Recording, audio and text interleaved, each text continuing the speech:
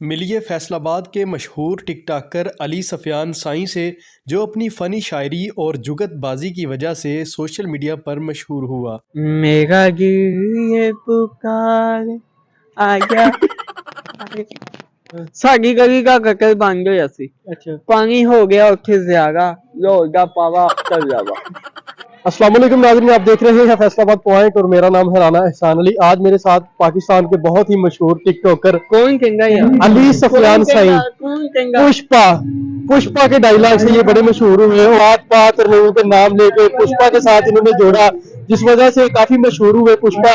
और आज हमारे साथ ये मौजूद है इकबाल स्टेडियम फैसलाबाद में। इनसे बात करेंगे कि कौन सी बात इनकी वायरल हुई, क्यों लोग इनसे इतना प्यार करते हैं। अस्सलाम वालेकुम जी। वालेकुम अस्सलाम। कौन सी ऐसी बात थी आपकी जिसकी वजह से आप बहुत ज्यादा वायरल हो गए? मेरी बात ऐसी ये थी कि पुष्पा ज्यादा मशहूर हुआ। हम व्यूज का नहीं सोच के, हम यही सोच के हैं कि हमारी ये वीडियो ट्रेंडिंग में आए, ये बनाए। टीवी वाली जो वीडियो थी ना हमारी, वो मशहूर हुई। साईं, आपका एक शेर बड़ा वायरल है कि अख तेरी विच चैन हाँ, कोई नहीं, जी, दिल तेरे विच रहम कोई नहीं। आंदा है कि अख तेरी विच चैन कोई नहीं, दिल तेरे विच रहम कोई नहीं। लोकी बुलाउण ते नस नस जाना है, ਅਸੀਂ बुलाइए कि टाइम कोई नहीं। वाह वाह वाह। वो एक होर ਤੁਹਾਡਾ शेर ਸੀ, अख च की पै गया? आंदा है कि जान वाला जांडी वागी इको गल कह गया। जान वाला जांडी वागी इको गल कह गया। अब वेखी मेरी अख च पै गई।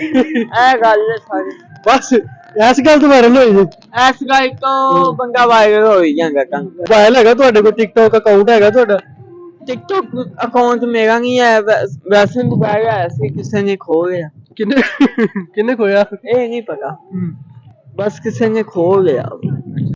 अजे वेखेंगे इन्हां दा मुंह इदां ही आ जिवें कुब्बा चोर हुंदा ही। ਇਹਦਾ ਮੂੰਹ ਇਦਾਂ ਹੀ ਆ ਜਿਵੇਂ ਕਾਲੇ ਮੋਗੇ ਦੇ ਬਾਂਗੇ ਬਿਠਾਈ ਫੇ। ਮੈਂ ਕਿਹਾ ਕਿ ਕਹਿੰਗਾ ਭਤੀਜੇ ਨੂੰ ਦਮ ਕਰਾਉਣ ਚੱਲਣਾ। अच्छा अच्छा, पुष्पा वाला डायलॉग मार दी। पुष्पा पुष्पा फैसलाबाद पॉइंट।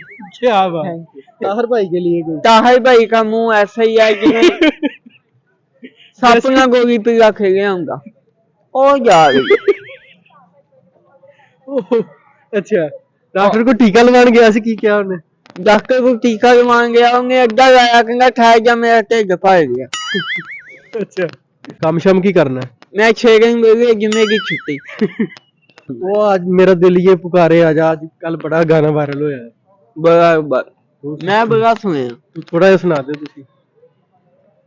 मेरा दिल ये पुकार आजा। इतने खलोना जाना नहीं किसी। अच्छा अच्छा।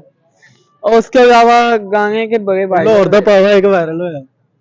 ਉਹਨੂੰ ਗੋਲੀ ਮਾਰੋ ਅਗਲੀ ਗੱਲ ਕਰੋ। ਸਾਡੀ ਗਲੀ ਦਾ ਗਟਰ ਬਣ ਗਿਆ ਸੀ। अच्छा, ਪਾਣੀ ਹੋ ਗਿਆ ਉੱਥੇ ਜ਼ਿਆਦਾ ਲੋਰ ਦਾ ਪਾਵਾ ਅਖਤਰ ਜਾਵਾ। कोई शेर सुना दो अच्छा जिहा साडे नाज़रीन नूं, फिर तुहाडे कोल इजाजत लेंगे। आंदा है कि दुआ तो दिल से मांगी जाती है, जुबान से नहीं है इकबाल। दुआ तो दिल से मांगी जाती है, जुबान से नहीं है इकबाल। कबूल तो उसकी भी होती है जिसकी जुबान नहीं होती। क्या बात, क्या बात है, बहुत शुक्रिया। ये थे अली सफ़ियान साईं, जिनको क्वालिफाइड साईं भी कहते हैं। है क्वालिफाइड साईं कहते तेनू?